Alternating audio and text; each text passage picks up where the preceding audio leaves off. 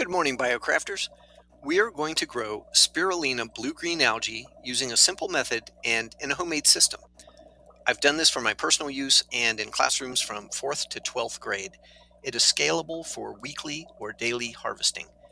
This video will cover the growth parameters of Spirulina, how to build a simple growing system, how to harvest the biomass, and some ideas for what the heck to do with it. There is an Instructable linked in the description that has more detailed info that might be helpful for classroom or science fair projects. Here's what you get: a finished photobioreactor and beautiful blue-green algae, which can be used as a food supplement for humans and animals, a plant fertilizer, and a natural pigment for food or homemade paint. So what does spirulina need to grow? It needs light. Warm white LEDs or fluorescent lights work well. Sunlight is really too strong, but you might be able to shade it all the way down to about 25% transmittance and be okay. A clear container that's easy to harvest, easy to clean, such as a 1-gallon clear water bottle. You could use 2-liter soda bottles, but the gallon jug with a handle works perfect for this design. Water. Bottled water, reverse osmosis, or distilled water.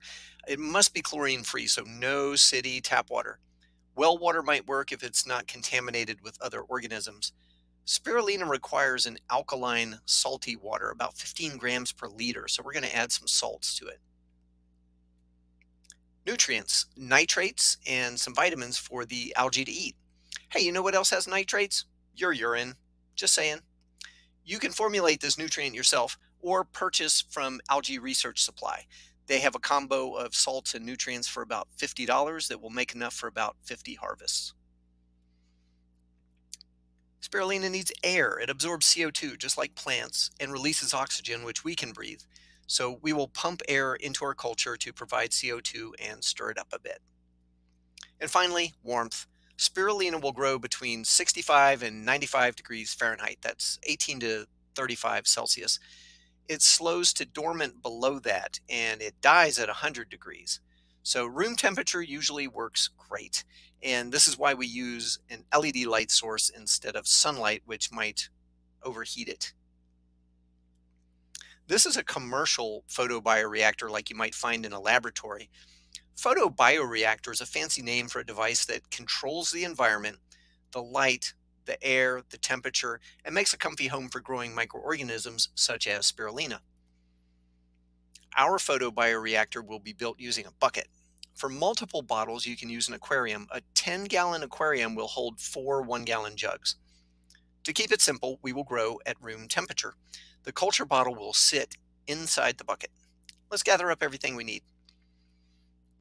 We need safety glasses, a 2-gallon white plastic bucket. If you get another color, you might want to wrap foil inside of it to reflect the light better. A drill bit about 3/8 inch, 10 millimeter is ideal, but you can use smaller bits. Brad point bits with a real sharp point on them make really nice clean holes in the plastic. A marker, about 2.5 feet of LED strip lights. We want waterproof, the IP65 waterproof, and 12 volt because they put off a brighter light. If you have to modify any of these specifications, we're just trying to get about 750 lumens. An LED power adapter, it depends on your LED strip. Some come pre-wired or include an adapter. A 12 volt 2 amp wall wart style power supply to fit the LED power adapter. Now, it's best if you can get the LEDs, the adapter, and the power supply all in one kit. An outlet timer with hours per day setting, and you might need some wire strippers and a very small flat screwdriver. The smallest air pump you can get, I found this one on Amazon for about 17 bucks. And about 32 inches of aquarium air tubing. I like the blue silicone type. It's softer and it doesn't leave a funky vinyl smell in your water. So we need a gallon bottle of the filtered water, and you might want an extra empty bottle or a quart-sized measuring cup. That'll make things easier when we're mixing. You need a funnel, Spirulina nutrients, the salts in liquid are kept separate until you mix them in the gallon of water, and then some spirulina culture. And now that we have all our supplies together, we can get to work on building the photobioreactor. The bucket needs some holes for drainage, so if the algae leaks or spills, it won't damage the LEDs. Make sure you wear eye protection when using tools. Mark 8 equally spaced marks on the bottom and side of the bucket near the bottom. Use the drill bit and drill a hole at each spot. Be careful not to crack the bucket. Be careful not to drill into your hand. Go slow. Make sure one hole on the side is big enough for the LED strip to fit through. We're going to need to cut the LED strip, and there are some cut lines marked on the strip that tell you where it's safe to cut it without breaking the circuit. We're going to cut 2.5 feet, about 76 centimeters. Now we're going to wire up the lights. The lights I bought had wire leads attached. If yours don't, you'll have to solder some on. The screw terminals are usually labeled, and red should go into the positive, the plus sign, screw terminal. But if you can't tell what's what, no worries, because it won't damage the LEDs, they just won't turn on. Insert the wire leads into the adapter and turn the screws until the wire is secured. You can give it a little tug, make sure it's secure in there. So let's test it. Plug in the power supply to the light strip and then into a power outlet. If it doesn't light up, unplug the power from the outlet and try reversing the wires in the adapter. Then feed the LEDs through a side hole on the bucket and leave the power adapter just outside of the hole. Peel the backing from the adhesive strip in small increments and stick it inside the bucket starting about 3 inches from the bottom and spiral up a little bit so the strip doesn't overlap itself. From the outside you can see where the light strip is attached. This spreads the light evenly in the container. Stuff doesn't stick to plastic very well, so to prevent your LEDs from peeling off, use some hot glue. Tack down the wire leads and the middle and the end of the LED strip. Don't cover the actual LEDs with glue, but go in between them. Finally, glue the wire adapter on the outside of the bucket. Hold everything in place for about a minute until the glue sets. Plug it in and you should have a bucket full of light. Now it's time to set up the air pump. Cut a 2-inch piece of tubing, attach to the air pump's output port on one end and the input side of the one-way valve on the other end. If you're not sure which side is the input, try blowing through it. You can blow through the input, but not the output. Makes sense, right? Cut a 30-inch piece of tubing and attach to the one-way valve. The other end will go into the culturing bottle when we're ready, but not yet. You can test it by plugging in the power and see if you feel a little air coming out of the tubing. It won't be much, but it should be noticeable. Use mounting tape or hot glue to attach the air pump to the side of the bucket. Done. You're one of the few people in the whole entire planet Earth who built a photobioreactor today. So, after some well-deserved high fives, we are ready to start growing. Measure the dry ingredients according to the instructions.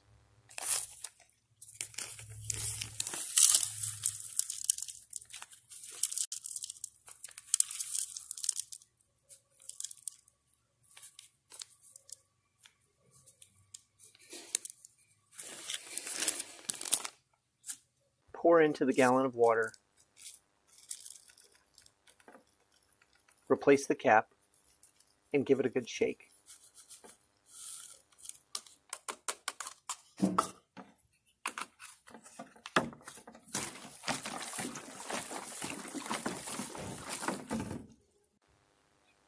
Then carefully measure and add the liquid nutrient.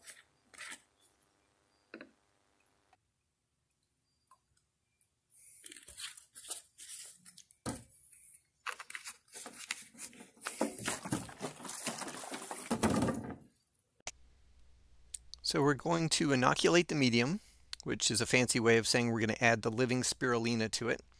So start off by pouring off a bunch of the growth medium from the jug to make room for the spirulina culture. And we're going to use a funnel so we can neatly pour the spirulina into our growth medium.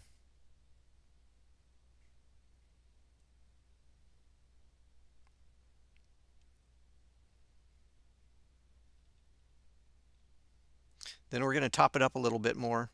You want it to about 3 inches of the top. You don't want to overfill it because it'll bubble out when we put the air in there. Now let's put it all together. So put the culture inside the bucket. Dip the air tube down in. It doesn't have to go all the way to the bottom. You'll see that stirs up pretty well. Now plug in the light to the timer, and the timer is set to go for 12 hours a day. And then plug in the air, and we turn on the switch, and we're live. You can harvest your spirulina weekly. Start with an empty jug and add about 20 to 25% of fresh growth medium. And then pour a little bit of your culture through a sieve to seed the new medium. And then we're going to add the filter cloth and slowly pour the spirulina culture through it until you have captured all the spirulina in the cloth. Now, since you added some medium to the jug, it's going to fill up while you still have some spirulina culture that you're filtering. So at some point, pull the funnel out and just let the waste medium go down the drain. And this helps keep the spirulina healthy. I wish we could 100% recycle the medium, but a lot of metabolites build up in there that will cause problems.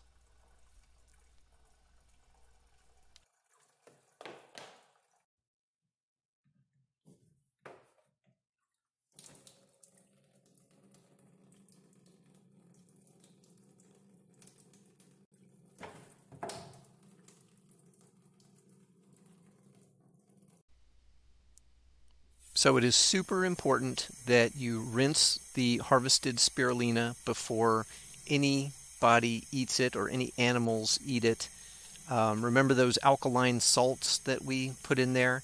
Well, they would cause pretty severe gastric disturbance and skin irritation and all sorts of things if you ate it. So we give it a rinse.